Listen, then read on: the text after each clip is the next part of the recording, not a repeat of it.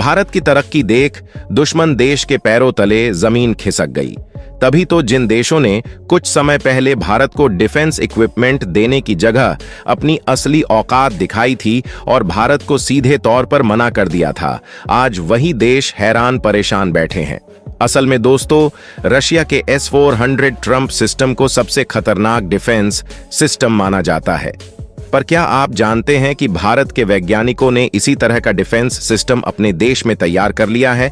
और सबसे खास बात यह है कि ये पूरी तरह से इंडिजीनस टेक्नोलॉजी पर बेस्ड है, यानी कि इसमें मौजूद एक एक इक्विपमेंट भारत में बनकर तैयार हुए हैं। दोस्तों, अभी कुछ ही समय पहले जर्मनी ने भारत को अपने डिफेंस इक्विपमेंट्स देने से मना कर दिया ताकि भारत खुद को मजबूत न कर पाए, लेकिन भारत ने भी ईंट का जवाब पत्थर से देते हुए खुद का एक शानदार डिफेंस सिस्टम तैयार किया है, जो जर्मनी को भी घुटनों के बल लाने के लिए काफी है। इस तरह का डिफेंस सिस्टम तैयार करके न केवल भारत अपने आप को मजबूत बना रहा है, बल्कि दुनिया को ये दिखा भी रहे हैं कि आत्मनिर्भर भारत केवल कहने की बात नहीं है।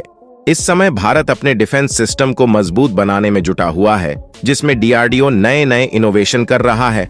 और हाल ही में जो खबर आ रही है, उसने तो पूरी दुनिया में टहलका मचा दिया, जहां ये बताया जा रहा है कि DRDO ने दुनिया के सबसे खतरनाक डिफेंस सिस्टम S-400 को सफलतापूर्वक डेवलप कर लिया है।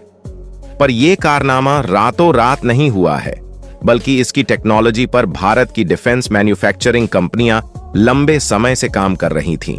पर अभी तक किसी भी देश को इसकी भनक तक नहीं लगी कि भारत इस तरह से अपने आप को तैयार कर रहा है।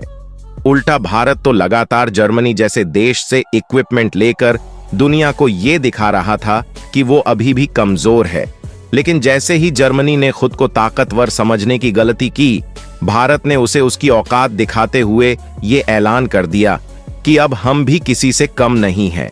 आपको बता दें कि जो डिफेंस सिस्टम भारत में तैयार किया है, उसकी तकनीक बिल्कुल भी आसान नहीं है। इसे डेवलप करना भारतीय वैज्ञानिकों के लिए एक बड़ी चुनौती थी, लेकिन उस चुनौती को पार करते हुए वैज्ञानिकों ने अब इस डिफेंस सिस्टम को सफलतापूर्वक डेवलप कर लिया है और धीरे धीरे इसकी मैन्युफैक्चरिंग भी शुरू हो रही है, जिसके साथ ही ये डिफेंस सिस्टम न केवल हमारे भारत की रक्षा के लिए तैनात रहेगी, बल्कि हम उन देशों को भी अपना डिफेंस सिस्टम बेच सकते हैं जिन्हें इसकी जरूरत है।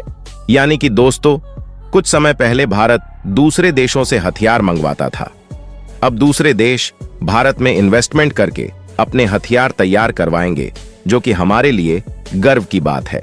बाकी आपका इस पर क्या कहना है, कमेंट में जरूर बताएं। और वीडियो अच्छी लगी तो इसे लाइक करें और चैनल को सब्सक्राइब करना ना भूलें।